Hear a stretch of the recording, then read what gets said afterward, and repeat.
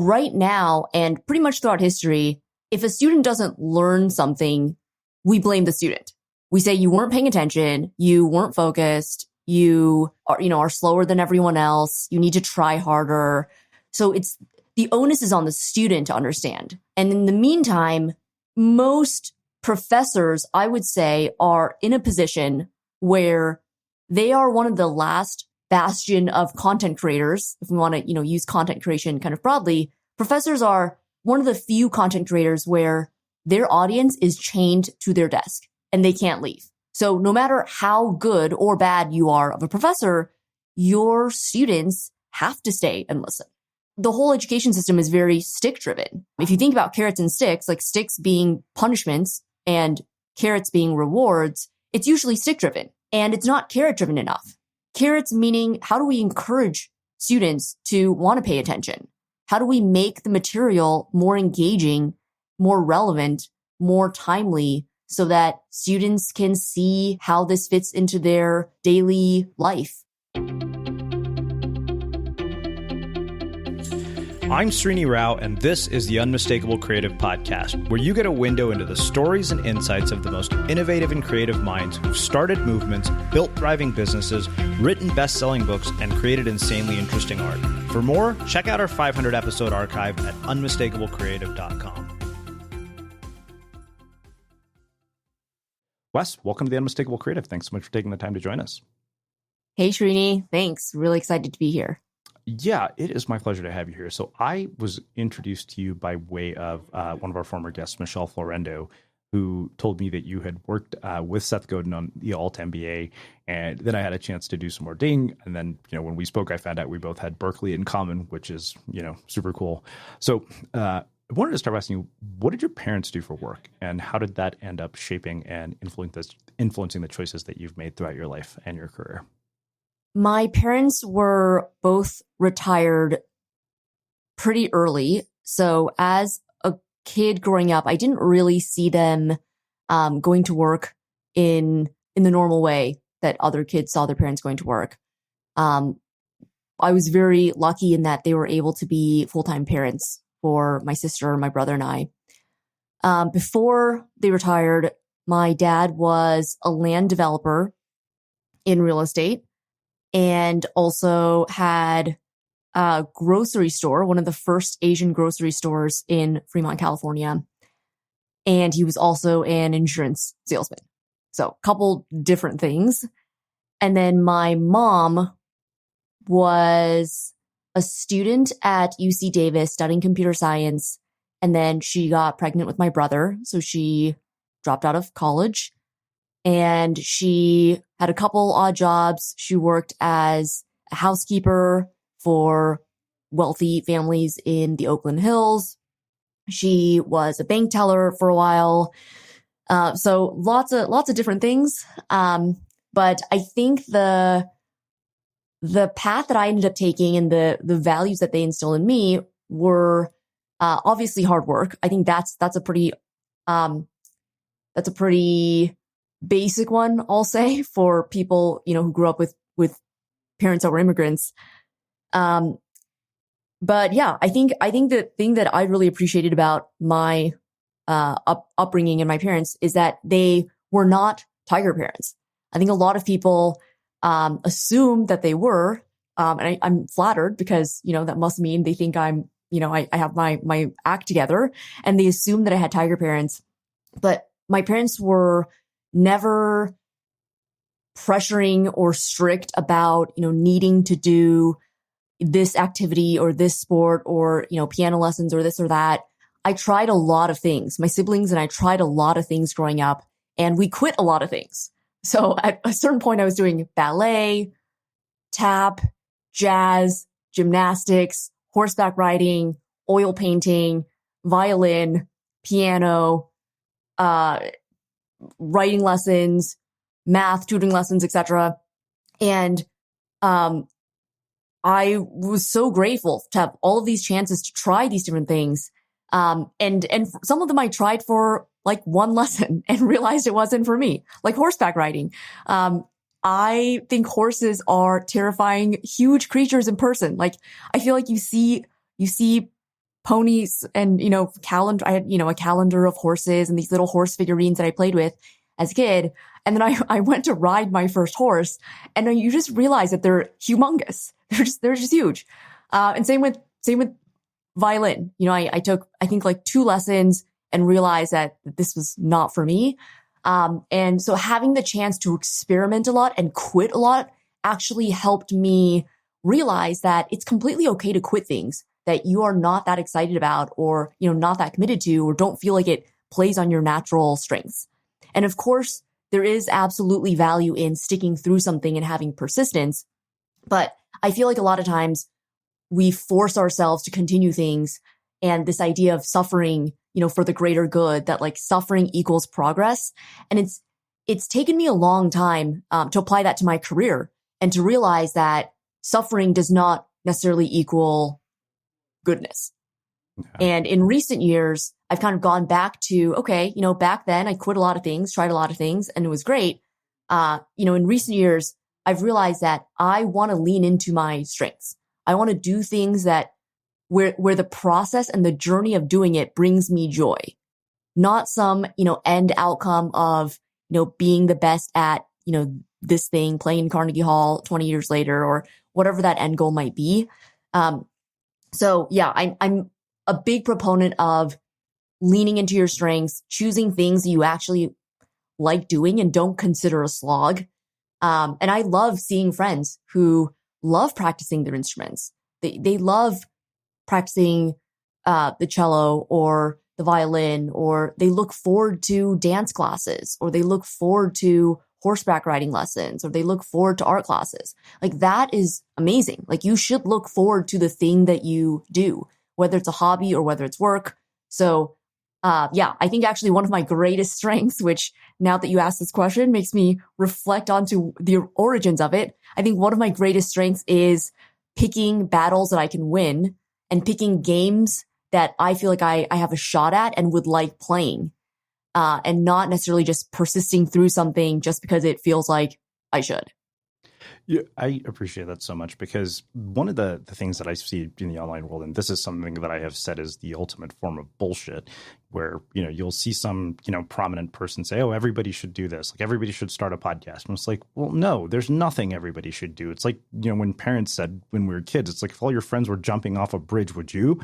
And I feel like so often people get caught up in that and they ignore their, actual strengths. And as a result, they become average at dozens of things instead of extraordinary at one.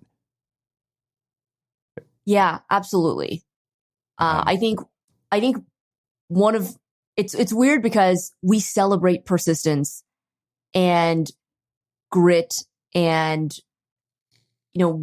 working through hard things. And I believe that. I absolutely think that those things are important. I think we apply it too broadly, though. Like, we apply it even for things where we should probably quit that thing. Like, if you're not that good at something and you don't really like doing it, why are you doing it? There's probably other things that you are naturally better at.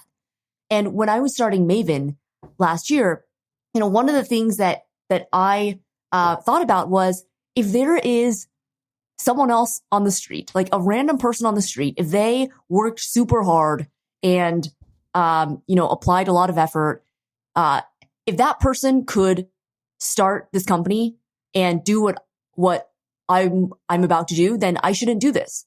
Because working hard is kind of I consider it table stakes. Like, everyone's going to work really hard. So that's not really a differentiator in my mind. Like, there should be some other advantage that I have, some other edge, right? Some insight about this group of people that I want to serve, or a track record of doing, solving this particular problem, or a special zest in wanting to figure out, this problem or whatever. Like, there should be some edge that I bring that allows me to do this better than a random person on the street.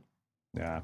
Well, it's funny because the only reason I started a podcast was because my first business partner, Sid Zavara, told me, he said, you're an average writer, but you're a really good interviewer. He said, so I think you should take this little mini project you have on your blog and spin it out as a separate site. And to this day, I still think he's right. I'm a far better interviewer than I am a writer. And the numbers kind of speak for themselves. Yeah, I love that.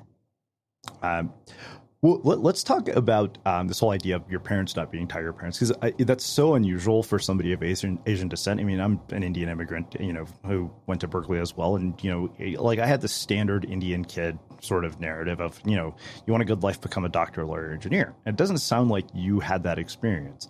So, based on sort of the way that you were raised, I mean, as somebody who has played a big role in kind of reshaping the way we educate. What would you say to parents who are listening to this about, the educational experiences of their children, especially the ones who are like, oh, this kid is going to, turn out to be a total screw up, or they're not going to go to some crazy Ivy League or elite school? Like, what would you have to say to them based on your personal experience? Yeah, I would have them look at me now, which is, moderately, decently successful, I would say. And reveal that when I was a kid, I had a lot of trouble in school. So if their kid is having trouble in school, they can still grow up to be, to decently, have their act together. So I think that's very encouraging. I think even when I look back at my younger self, I'm motivated and encouraged because I remember being in school and having a hard time learning how to read. I remember in, kindergarten or first grade when, teachers would have flashcards and it would be like a picture of something like an apple. And then it would say the word apple underneath.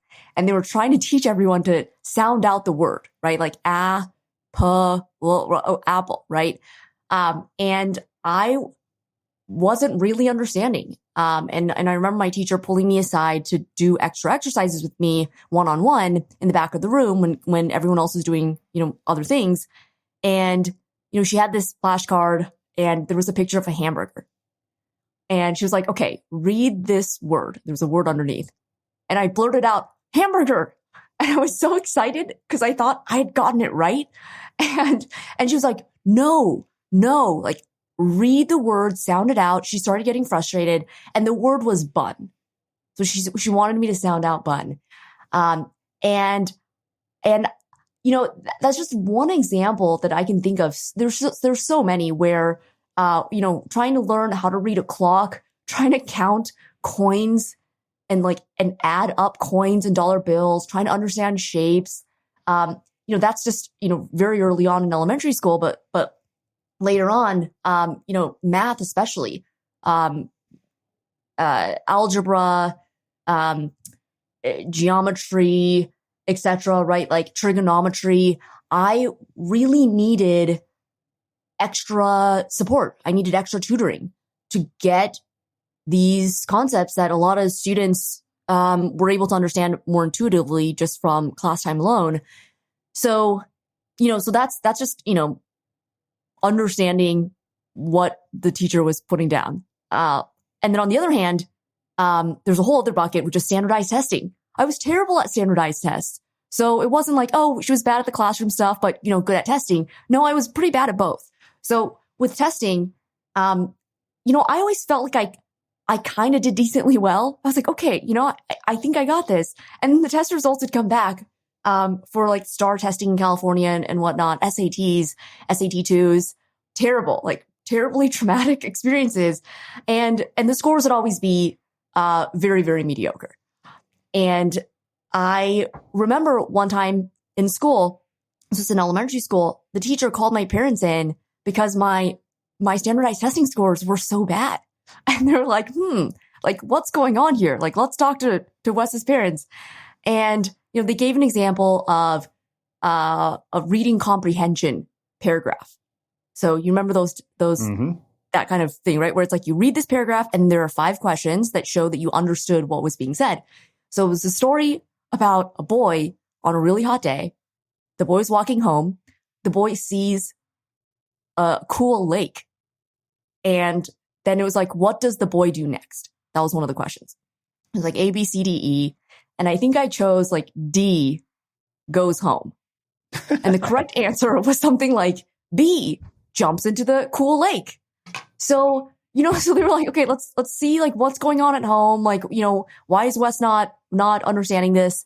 And in my mind, it made so much sense. Like the answer that I chose always made so much sense. And I always just wanted a chance to explain to the test taker, like, here is my rationale. Here is why, like, this is actually as legitimate of an answer as, whatever you think the answer is. And in my mind, it was lakes are dirty.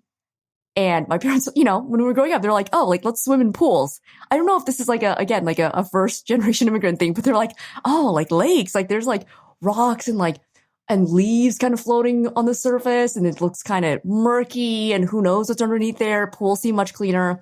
Anyway, so in my mind, it was like, okay, this lake is kind of dirty. And at home, you have soda in the fridge and air conditioning. So go home. I'm laughing and smiling because I feel like you and I are sort of kindred spirits. I struggle to tell time. My parents always had to get me watches that basically, only had, sort of digital readouts. Like I could never tell what the hell the time was. That was one of those weird things. Much like yourself, I sucked at math. Ironically, I was failing reading in fourth grade, and somehow I became an author.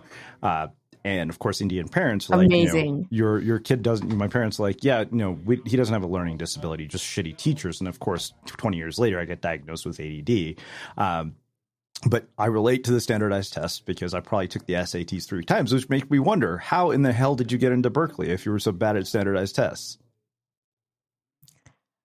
Yeah. So ironically, too, I haven't publicly said this before, but I also recently got diagnosed with ADHD. So I love that you are a fellow ADHD, I don't know, haver or whatever. So yeah, I've been actually reading up a lot on ADHD, and it's been so, I don't know what the right way to describe it is. It's been a relief, like reading about and being like, yeah, I see myself in that. Like these case studies of patients who have ADHD.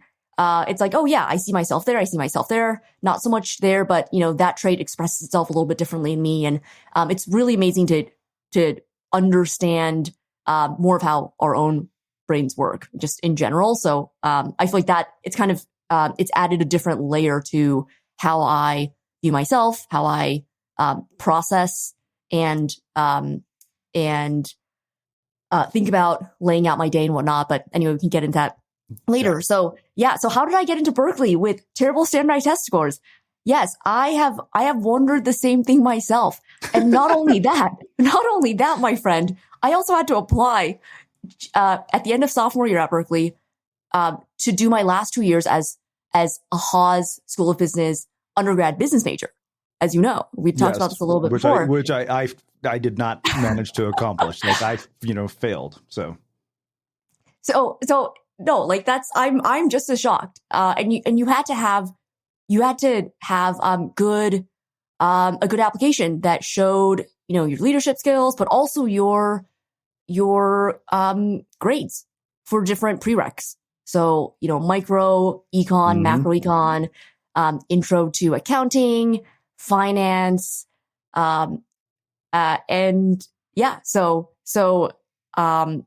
I was very, very grateful that I was able to make it in to Haas. I think mainly I compensated in other ways. I think that's probably the best way to say it is I knew that my grades were never going to be a differentiator for me. And my test taking ability was also not a differentiator. And that's putting it lightly. It's like, it's not only not a differentiator, it's a detractor. So I needed to be so much better in other ways to prove that I could be something and that, the school should take a bet on admitting me. Yeah. Well, so in a system that primarily rewards people based on, academic criteria like grades, you and I both know this from Berkeley. Berkeley is a shit show of an experience to go through. My dad had a colleague once when I was in high school who said to me, he said, if you survive undergrad at Berkeley, everything else in life will be a piece of cake in comparison. And that's hilarious. Truth be told, I've had a number of friends who've told me the same thing. Like, so my sister went to medical school. She said medical school was a joke in comparison to undergrad at Berkeley. I had a friend who's a Harvard neurosurgeon, and he said when he got to UCSF, which is the best med school in the country, he said that people who come from Berkeley find it to be really easy. He said people who came from Stanford actually struggled with that first year. And, to me, I think the big sort of life skills that come from Berkeley are how to deal with immense amounts of bullshit. I think I told you the story of my friend who went to Haas. Like, he didn't get in. So he took all the classes for 2 years, and 2 weeks before graduation, walked into the dean's office and said, "My parents are coming on Saturday. Are you going to let me walk or not?" And at that point, she had no choice but to relent. And somebody once said, like, "What is the thing you learned?" I was like, I learned how to navigate bureaucracies and manipulate systems to my advantage. That is the greatest skill that came from being a Berkeley undergrad.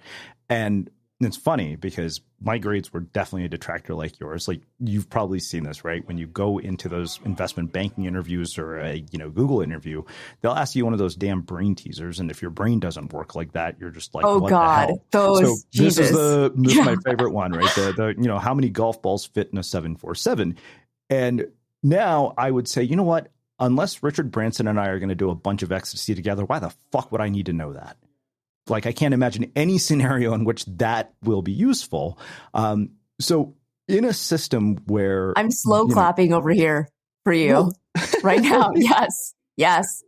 I want someone to ask you that question so you could give that response, because it's me too. So true. So, but when you're in a system like, an elite college like Berkeley, and you're trying to basically compensate for the things that, typically are awarded and typically lead to progress or to, acceptance, like, how do you compensate for that? Well, in high school, I started a nonprofit organization. And I think that was a really huge leadership experience for me, because before then, I had never planned anything bigger than a birthday party before. And so going straight into, freshman, sophomore year of high school, deciding to embark on this huge project, that was a transformative moment. And not moment, I mean, I ran it for 5-6 years. So transformative experience overall. So I think that starting Pacts of Love was huge. The organization was called Pacts of Love. I donated backpacks and school supplies to underprivileged kids, to foster kids, family resource centers, domestic violence centers. And in the beginning, the way I got the idea was I was cleaning my room and I dumped out all my notebooks, pencils, pens, markers onto the floor. And I had a bunch of stuff from, Hello Kitty, Lisa Frank, all my goodies. And I was kind of organizing them. And my dad walked into my room and took one look at this explosion of stationery and said, you are so lucky. You don't know how lucky you are. There are kids who don't have a fraction of this, and blah, blah, blah, blah. And usually during his lectures, I would smile and nod and wait for him to go away. And this time after he went away, I continued organizing, and I thought about what he said and realized that I did have more notebooks and brand new pens and pencils than I would ever have a chance to use. And what if I donated some of them to kids who might need them? And so I thought of this and was immediately very proud of myself for thinking of this. And it wasn't until I tried executing a couple weeks later that I realized that turning this idea from an idea into a reality was much harder than I thought. And I realized this because I started going around to local stores in my neighborhood to ask for donations. So I would go to Longstrug's, Walmart, Target, Walgreens, and I would ask to speak to the store manager, and I would bring this folder with me with a write-up of my proposal of what I wanted to create. And I would wear my only button-down shirt and some black capri pants to look a little bit more professional. And I would go around and ask to speak with these store managers. And pretty much every single manager laughed in my face and said, "You are a kid trying to get some free stuff. I see you. This is a joke. Goodbye." And it was very demoralizing. And at the same time, I was kind of like, okay, yeah, I can see how me showing up in your store asking for free stuff could be interpreted that way. Like, I didn't have any credibility. I was a single random person. I wasn't part of an organization or, a school club or affiliated with anything. Like, I really was just a random kid asking for pencils, notebooks, and backpacks. And so I understood their skepticism. So, I ended up trying a bunch of different things. I wrote a bunch of letters to different corporate offices. Back then I really did not have a single clue what I was doing. So I would address a letter to like one Microsoft way to who it may concern.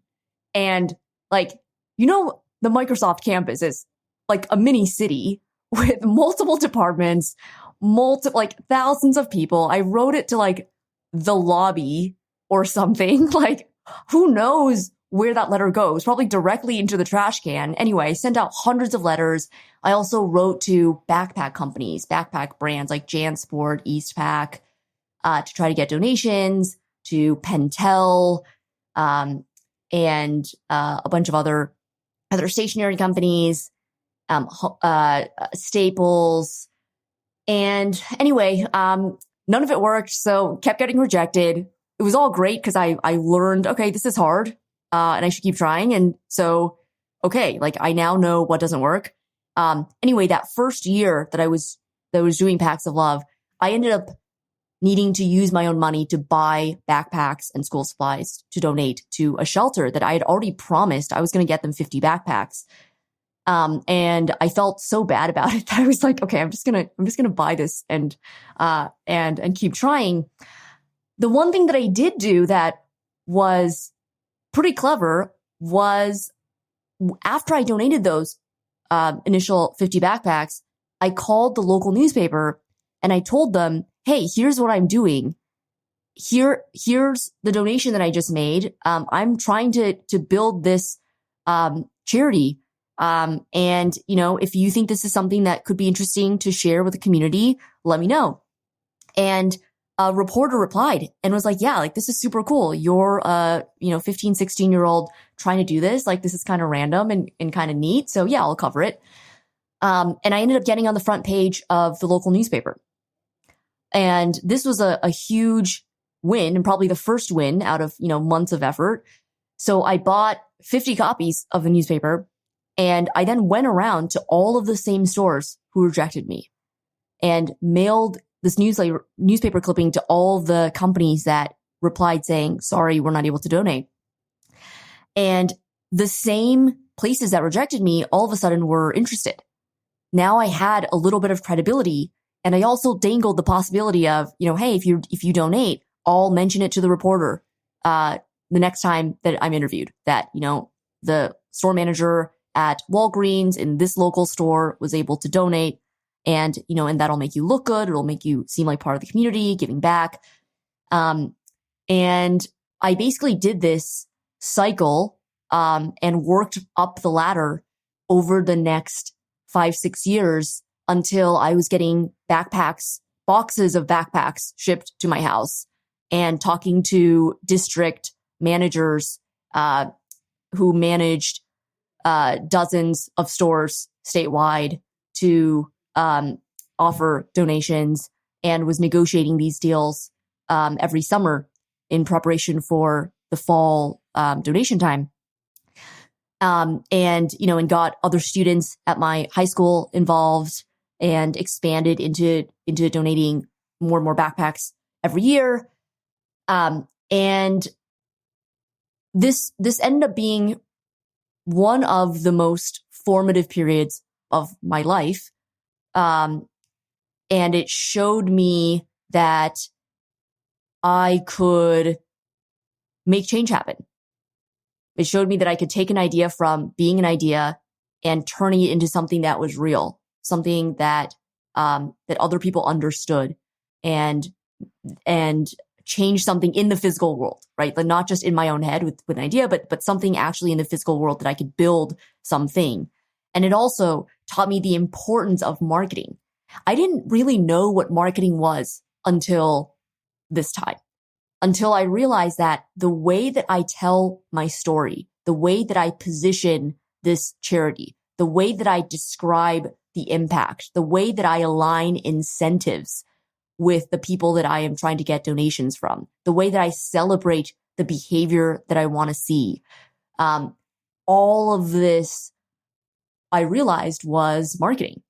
And that was really what planted this initial seed of, wow, marketing is so incredibly powerful. It is literally the difference between people closing doors in your face and saying that you are a joke to people signing $1,000 checks and mailing you thousands of dollars worth of product because they believe in you and because they believe in what you're able to do. They believe in your vision. Everyone knows how to get in shape. Just eat well and exercise. But if it's so easy, why do so many diets fail? Because knowing what to do and doing it are very different. Getting fit is about eating well, exercising, and doing those two things consistently. Sounds simple, right?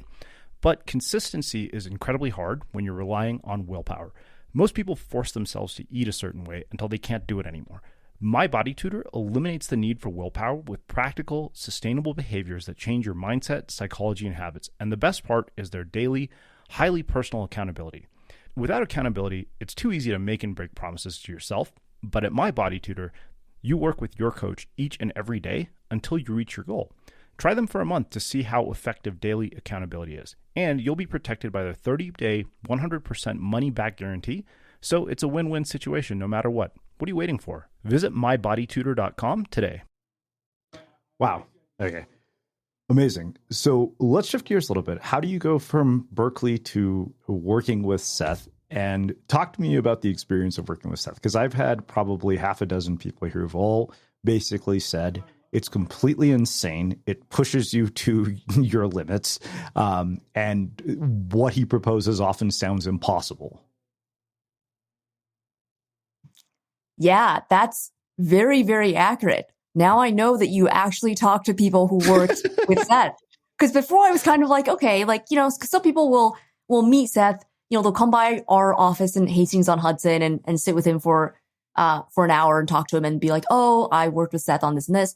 But people who really worked with Seth would say something different, which is, yes, it's freaking intense and completely bonkers and extreme in many, many ways. And so, yes, like the way that you described it just there is pretty much what it was like for 3 years. Yeah, I think it was Willie Jackson, or even Seth may have told me that up for the Domino Project, like on, I think, 2 weeks. Yeah, I love Willie. He told them he was going to fire everybody if they didn't do something. Yeah, that sounds about right. That's hilarious. Well, I think the thing that I find so insightful about Seth, and I think also is so challenging with his material for a lot of people, is he doesn't give people a map. He gives them a compass. And he basically forces you to figure things out on your own is one of the things that I've observed in the way that he teaches. And, you know, like if you look at the negative reviews of any Seth Godin book, the one common complaint I feel like you see is he doesn't actually explain how to do this. And I realized that is by design based on the conversations I've had with him. So I think that makes a perfect segue into talking specifically about designing transformational learning experiences, because I mean, you and I are kind of like, as I would like to joke, failed byproducts of a traditional education system. Like we've been able to accomplish what we have, not because of Berkeley, but in spite of it. So when you look at, you know, education in its traditional form and also, you know, how people learn online, what is it that leads to the kind of transformation that produces the outcomes that people who come out of creative MBA or alt MBA get? I know this. My cousin Rama was thinking about an MBA, and I told her not to do it. I said a business school is a complete waste of time and money. It doesn't teach you shit about how to run a business. And so I referred her to alt MBA, and she got like a massive promotion afterwards, where she's now like one step down from the CEO of her company. And then she ended up starting a business too. And Amazing. So one of the things I'm very curious about is, you know, typically what I've seen when I look at the way that people consume content, particularly on the internet or take online courses, something like 80% of people never even fucking log in. They spend like $1,000 on something and they never open the damn course. I've seen this, you know, with my own students. I've seen it in myself. I mean, something changed at some point where I just learned how to do this. But the thing is that I think that there's also responsibility on the part of the person who creates something to create a design experience that actually facilitates real learning. Because I think now about college in particular, and I think back to things like, Econ 101, which is the course that you and I took, right? And this is one of those sort of realizations I came to as I was reading The Wealth of Nations, which I would have never been able to do in college. And that is you go into, an econ class at a place like Berkeley, and what do? You highlight and underline the shit out of a textbook. Like if you go and pick up a used textbook, you'll see that somebody has like highlighted the entire book as if that's going to be of any use. And then you do problem sets and you think you understand something, and then you get to the midterm and they present this idea in a context that you've never seen before. And that's when you realize you didn't actually learn it. So anyways, given, the role that you have played in Alt MBA, like what is it that needs to change about the way that we design these learning experiences? Like what are the foundational elements that lead people to have transformative experiences, which I realize is a question we could spend 3 hours talking about. Yeah, I think the biggest thing is a mindset shift. So right now, and pretty much throughout history, if a student doesn't learn something, we blame the student.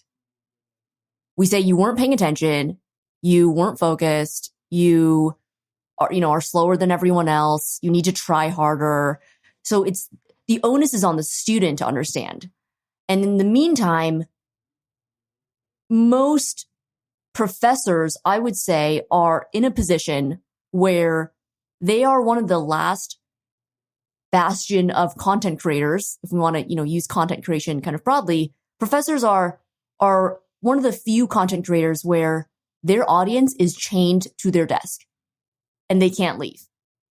So no matter how good or bad you are of a professor, your students have to stay and listen.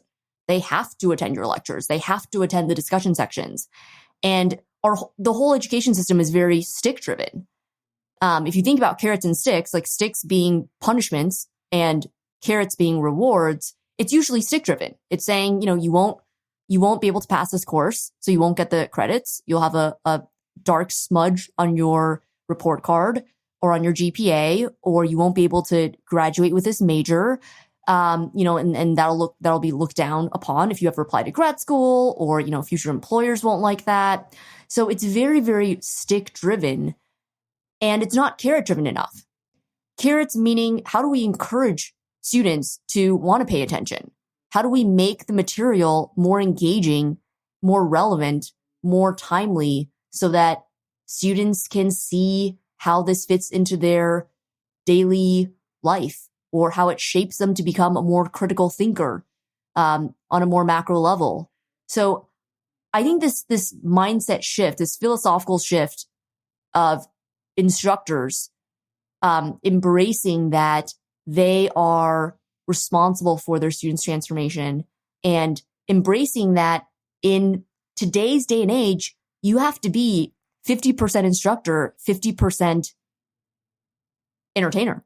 Yeah. You can't just spew facts, because first of all, if you were just spewing facts and someone could just watch a video of you doing that, and probably a more engaging professor, a video of a more engaging professor doing that. And so if you're teaching live, thinking about, how do I embrace that I am both sharing knowledge and content and information, but also thinking of myself as someone who wants to keep their audience entertained. I think that's increasingly important, especially if you are not a professor. Like just, I was using higher ed as an example, but especially if you are teaching a court-based course or a self-paced Udemy course, and you don't have those sticks. Your students are taking your course because they want to improve themselves out of their own free will. They're not doing it because they get punished if they drop out of your crypto course, or if they drop out of your, leadership and management course, right? So it's even more important for the majority of us who are not in the traditional education system, who are teaching outside of it, to embrace this idea of 50% instructor, 50% entertainer. It's funny you say that because that literally is part of the reason that I ask all these completely irrelevant questions to start a podcast, because this is something I realized a lot of online marketers overlooked. I was like, a podcast is a storytelling mechanism first. Like, audio is an entertainment medium first and an information medium second. Like, nobody wants to hear 10 tips on how to grow your Facebook following on a podcast. That'd be fucking mind numbing.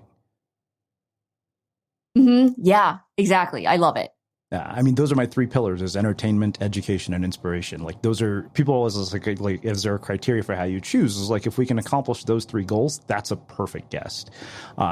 And, they're not mutually exclusive. Sometimes it's just entertaining, and not necessarily educational. But I think if you can get that trifecta down, to me, that's like how you create really emotionally resonant content.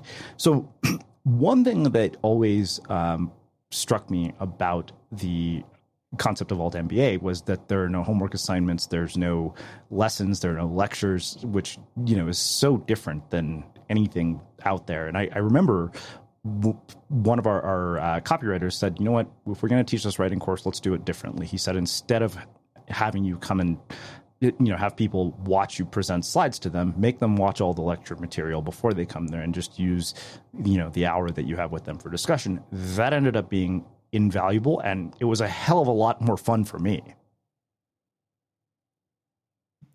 Yeah, I think when you have live experiences, you really want to spend it doing stuff that you can only do live. So with first-time course creators, I always recommend that they aim for having 75% of their workshop be interactive. So discussions, debates, critiquing each other's work, giving each other feedback, doing demo days, pitching something, then people reviewing each other's pitches, breakouts, and then that 25% is lecture or anything that you really can't think of a way for people to learn this in a more active way. Then you put that as lecture. Whereas the majority, the default that most instructors do is think, okay, it should be 75% lecture. That, I have a lot of material I want to get through. I want to tell you all these things. So it ends up being very lecture heavy. And I've never heard a student after a course say, gosh, I wish there had been more lectures. People usually say, I wish I had more time to meet other students, or I wish we could have done this breakout for longer because so-and-so was giving me really insightful advice that I just hadn't thought of before. Or our group was getting into this really heated debate and it was changing the way I was thinking about a couple things. And that kind of pushing that you get from working with peers, from working on a project hands-on and really needing to get into the nitty-gritty of it, not stay at a high level theoretical level, but really get into it as a group when you're working on a project together. That is so much more impactful and teaches you so much more about how to think and helps you reflect on even what you think than having a lecturer talk at you for the majority of the time. Yeah. Well, I mean, I know that you've played a role not only in Alt MBA, but also with Tiago Forte, building a second brain, which that has been one of those concepts that's been life-changing for me and a lot of people who truly understand it.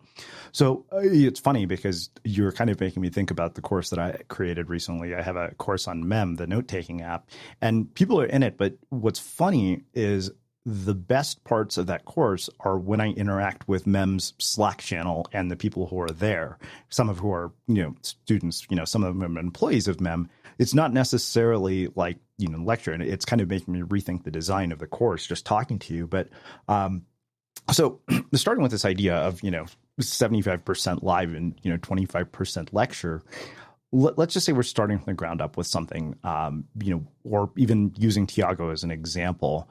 What is it that, he does differently that you've seen than anybody else that makes the course so much more valuable than, say, other learning experiences? Because, I was thinking about this last night. I was writing about this idea of taking smart notes. And Eric Wall, who we had here years ago as a graffiti artist, he told me something that I have never forgotten. He's live music has keynote engaged participants. Keynote speaking has passive consumers.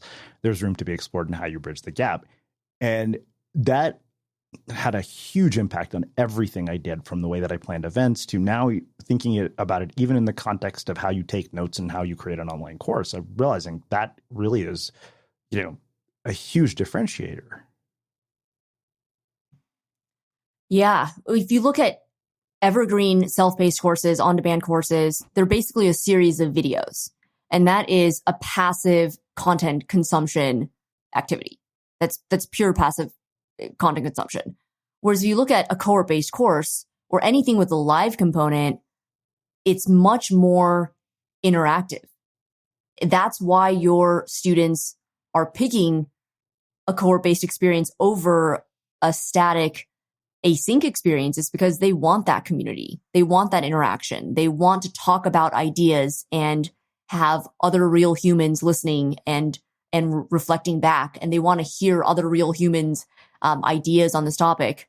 And yeah, I think that the passive versus active piece is a really key difference between MOOCs versus cohort-based courses. And it's one of the main reasons why cohort-based courses are growing in popularity. Because MOOCs, it's, people tried it and the completion rates are super low, anywhere between 7 to 10%. And a recent MIT study said even lower, 3 to 6%.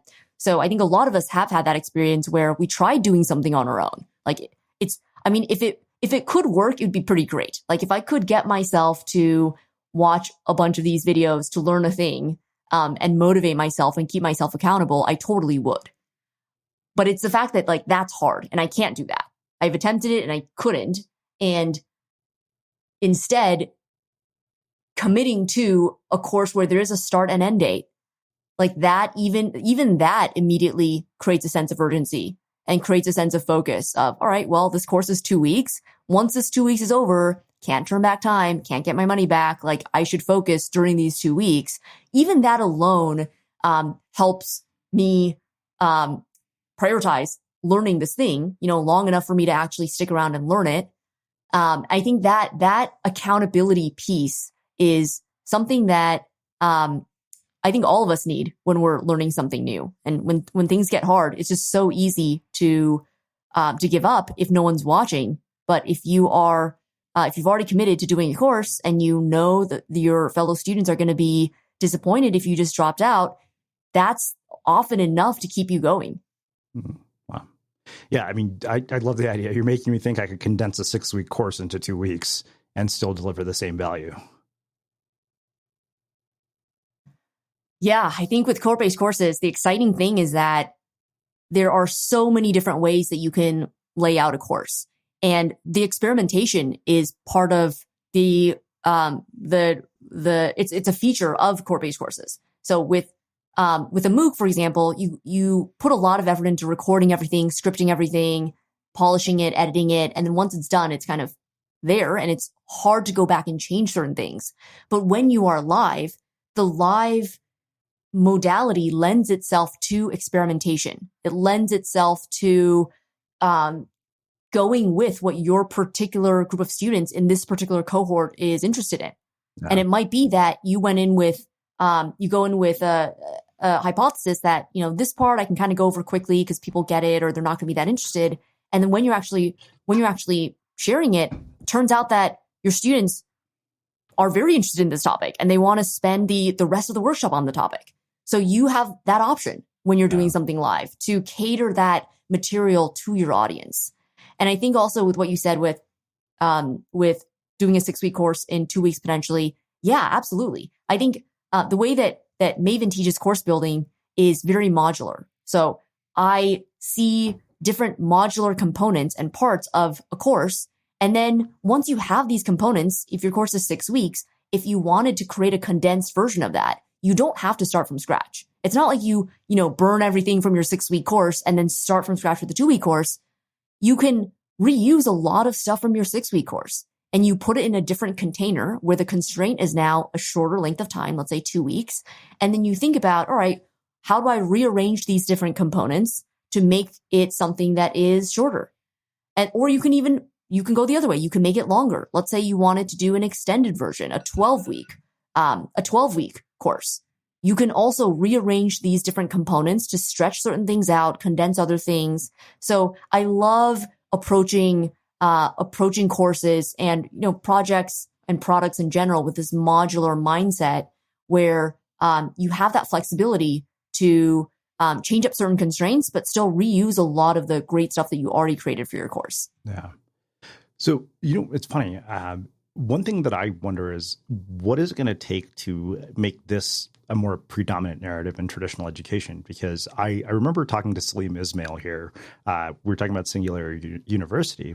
And, this is probably the thing that struck me most in our conversation. He said, we can't get accredited. You know why? He said, because we update our curriculum in real time. I was like, so let me get this straight. You're actually teaching people to adapt to current times.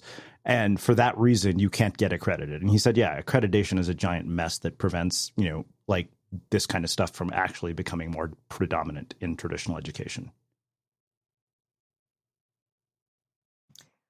Yeah, accreditation is a whole other beast that I don't know very much about because our core-based courses, Mavens, are, and the ones that I've worked on before that, so Alt MBA, Tiago's course, Build a Second Brain, Rite of Passage, all these courses were non-accredited and were geared towards adult learners who are upskilling, retooling, improving themselves on their own volition. So the whole accreditation piece with, getting college credits to go towards a degree or, to go towards something more formal is not something that I have a ton of experience in. And I also don't really know if I am a huge proponent of that idea. I mean, when Seth Godin and I started the Alt MBA, we talked about accreditation and we talked about credentialing. And there are pros and cons of credentialing. There are some instructors and courses who, where it makes sense to go that path to give a certificate or, a document of completion of some sort. So that totally makes sense. But with the Alt MBA, we didn't want to do that. And it actually felt antithesis to the whole point of the Alt MBA. It's the Alt MBA's philosophy was, if you are doing a course, you should measure the results of that experience based on how you change afterwards and how your behavior is now different, how your mindset is now different, and the results that you get because you are now an improved person.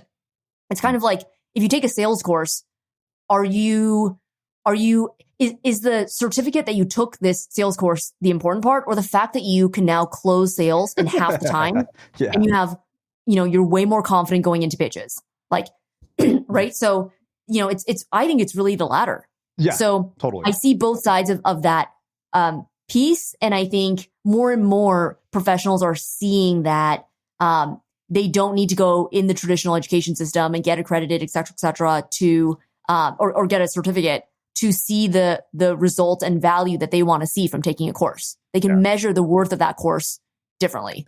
It's funny you say that because like Nat Aliason has this course on Rome and, I went in and I took the whole course and I was like, all right, I'm still terrible at using Rome. But because of that course, I was able to create my note-taking course. Like I used all the concepts and just applied them to another tool. Wow. Yeah. Well, let's talk about one final thing, which should bring us full circle. We started out kind of talking about moving towards the things that you are naturally good at. And I think a lot of people ignore that advice constantly because you have this sort of, thing where social influence plays a big role. Like personally, I think the biggest bunch of bullshit to ever come out of any online marketer's mouth is everybody should start a podcast. And I'm like, no. If you're an introverted visual artist who doesn't like talking to people and you're amazing at doing that, don't start a podcast. If you suck in front of the camera, don't start a YouTube channel. And yet, the problem is that if somebody who's highly influential says this, people treat their word as gospel instead of guidance without thinking about this or questioning it in the context of their own lives. How do they actually develop the capacity to consider context when it comes to prescriptive advice? Oh man, this is a really, really great question. I often think about this when I tweet something and then the comments are, people who are pointing out an edge case or, a different situation. And they're basically applying what I'm saying too literally. And usually I agree with those comments. It's like, yes, I had 280 characters, but otherwise I agree with what you're saying too. Like there are multiple ways of looking at something. I think developing that sense of judgment is very, very important. I've thought a lot about how to help people develop this sense of judgment and intuition around how do I tell if a piece of advice works for me? Because if you think about it, we get conflicting advice all the time. We simultaneously hear patience is a virtue and good things come to those who wait. And then we also hear that, you have to go out and get the things you want. Or, if you wait too long, life just passes you by. And it's like, okay, well, both things are true, but applying it and having the wisdom and judgment to apply the right piece of advice to your own situation is a skill in and of itself. Yeah. So I think that this is a pretty big issue. And going to that's kind of the macro point, but going to your immediate question of certain people shouldn't start podcasts or certain people shouldn't do certain things. Everything takes longer than you think. This is one of my mantras, and I am at least on a weekly basis reminded that everything takes longer than you think. So the reason you want to do stuff that you are good at and actually like doing is because everything takes longer than you think. If you thought this was going to be an easy piece of cake, overnight success, then yeah, if this were kind of hard and you didn't really like it, but you were going to see the light at the end of the tunnel right away, then it might make sense to do. But because everything takes longer than you think, even for something that you are good at and like doing, there are going to be rough parts where you don't really feel like continuing and where you question whether any of this was a good idea at all. So leaning into your strengths and doing stuff that comes more naturally to you where you have an edge makes it all a lot more joyous of a process, which means that you are more likely to stick with it long enough to actually see the light at the end of the tunnel. I appreciate that more than you can possibly imagine, because I just, when I see people follow prescriptive advice, they don't consider context, and part of the problem is that almost all our sort of role models are outliers, right? Because they're the people who write books. They're the people who appear on shows like this. They're the ones who are on the covers of magazines. We had Justine Musk here, and probably one of the things that struck me most that she said about Elon is she said, I don't want to get all deterministic, but I don't think this is something you can learn to be like this, to think like this. That's something that is innate, and yet you see all these articles on, sites like Medium. It's like, 10 ways to be like Elon Musk. And it's like, yeah, but you're not a fucking genius. So maybe that's not going to work for you. Yeah, you can do those 10 things and any list of things and not still be hit. I think that's a something that struck me a lot when I was working with Seth, because a lot of people would admire Seth and want to imitate him, and they would try to write in his style. So, short daily blog posts, right? If you look at what does Seth do? Okay, on the surface, he does short daily blog posts. And so a bunch of people would start doing short daily blog posts, and it wouldn't really work. Like it didn't land the same way. And the reason is because you're not the Seth. Short daily blog post, right? But beyond that, that's the tactical expression of a deeper underlying skill set, principle, personality, etc. that is uniquely Seth. That if you just copied the tactic, you're not replicating the other stuff. The other stuff is the important stuff, and that's the underlying stuff, which is Seth is incredibly insightful. He sees things differently and is able to capture and articulate those insights in a way that feels mind-blowingly breakthrough, but also weirdly obvious at the same time. Like you read it and you're like, oh my God, like, of course, why didn't I think of that? Like, that's like the best way to say this thing that I've been feeling all along, right? He is able to distill complex ideas into really simple, impactful concepts. And he's an amazing writer. I think that's the other thing. It's like you kind of know this because you're like, okay, well, he's an author by trade. He's written 18 best-selling books. So you, on the surface, you intellectually understand that he's a great writer. But I think when you read his posts, he's so good that you don't think of him as a writer. You think of him as an insightful person. It's kind of like a great salesperson. You don't think like, oh, that person's a great salesperson. You're just sold. You just love them. You just want to buy from them. You just want to move forward. You don't think like, oh, they're so good at sales, you know? So when you read Seth's stuff or any really good writer stuff, you don't think, oh, they're a great writer. You just think they're a smart person or they're an insightful person or they're a thought leader or whatever. So I think when people mimic and replicate surface level tactics without understanding the underlying constraints and assets that the original person is working with, then that's where you get into trouble. I think what you need to do is assess your own assets and constraints. What do you bring to the table? What are you good at? How do you see things differently? What are the things that are constraints that you want to work around? Because Seth has constraints also. He's not good at everything. You just don't really know them or see them because he has designed his work around that. And so similarly, we all need to look at ourselves, stop looking so externally trying to copy other people's service level tactics, and instead look at ourselves and take stock of your own assets and constraints. It's funny because like this is literally the ethos of everything that I've built Unmistakable around. I mean, my book was called Unmistakable: Why Only is Better Than Best, and I've always jokingly said we could have also titled that book "Everybody is Full of Shit."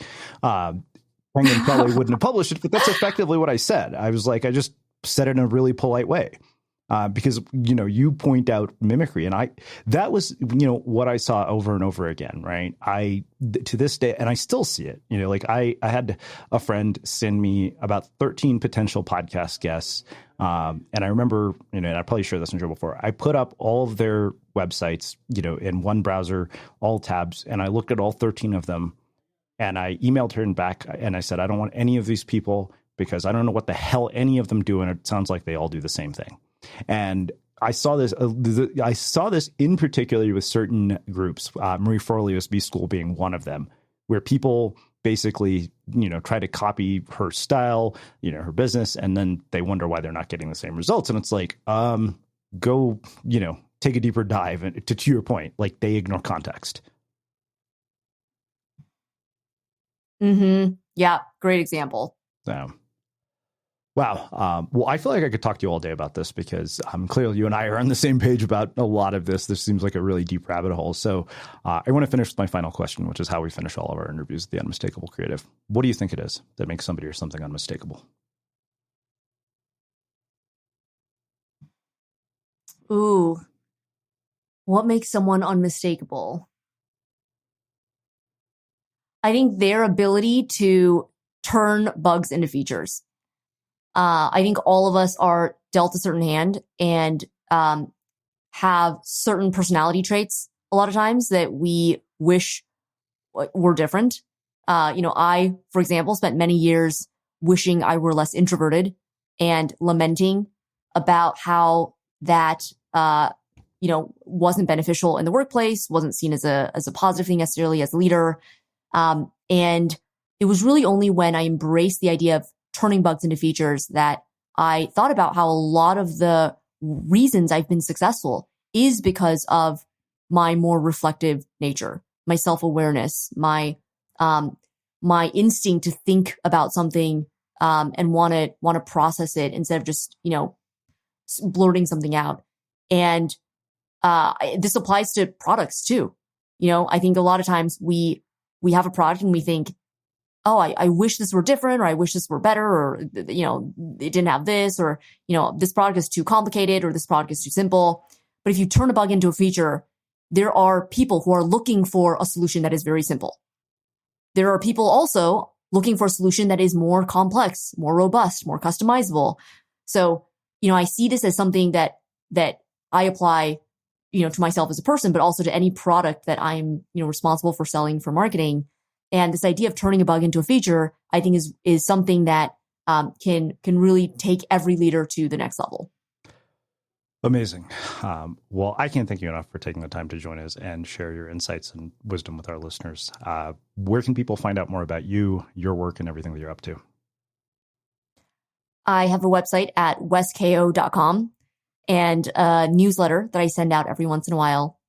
I am on Twitter at Wes_Kao, and then Maven is at MavenHQ and Maven.com.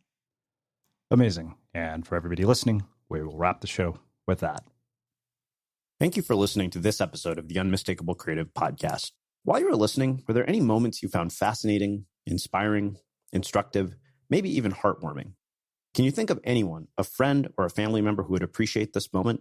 If so, take a second and share today's episode with that one person, because good ideas and messages are meant to be shared. Hey, we're the Sloppy Boys, and let's say you're someone who wants to hear about cocktails. Yeah, like, hey, what's in a Tom Collins? Or hey, where'd the margarita come from? Or, hey, how'd the Aperol Spritz get so suddenly popular? Or like, hey, what kind of liquor is in a whiskey sour anyway? Well, the answer to that last one is whiskey. But yeah, we talk about a different cocktail every Friday. And we even drink it too. Plus, Vulture just named the Sloppy Boys one of the top 3 comedy podcasts of the year. Ooh, Oh, yeah. And we laugh a lot too. That's actually really funny. So listen to the Sloppy Boys podcast, and you may just find great happiness beyond what you ever even dreamed. Check out the Sloppy Boys wherever you get your podcasts.